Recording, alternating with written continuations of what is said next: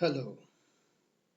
We will try to see whether we can create a very simple animation of a point which moves, let's say, from the origin along a line back and forth.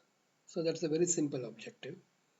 So let's start by first creating that line on this XY plane. We will use a simple equation of a straight line. The most simplest way would be to have y is equal to x, which would represent a line through the origin with a slope of 1, that's a 45-degree line. Maybe we can try to work with a line of a different slope, let's say 0.5.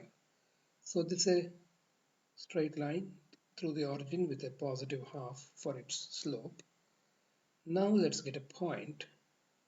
Now we know that we can see a point here already. Let me click on it, and the coordinates are 0 by 0, sorry 0 comma 0. If I click on this tool there, I can export these coordinates to the expression list on the left, like that. The next thing I can do is leave it as it is, but since we want these values to change because our objective is to move this point, so it can't be sitting at 0 comma 0 all the time. So to do that, I will replace this with x and y so that I can control those values using a slider tool. But doing that gives me a problem, as you can see here. Desmos says there are too many variables, and that's obvious because in the expression in the previous line, we've already used up x and y, so it's a conflict. So we can resolve the conflict by replacing x and y with two other variables, let's say a comma b. A corresponds to x and y corresponds to b. Now we can add a slider for the a coordinate. Let's say we wanted to move from 0 to, let's say, 30, or let's say 25 with the step level, whatever it is. We'll not touch it right now.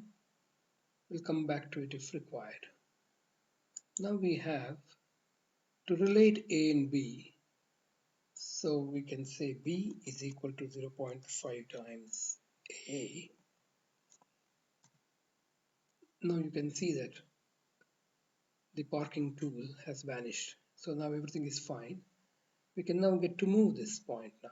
Let's get back, drag it back to the origin so that we can start the animation. There you go.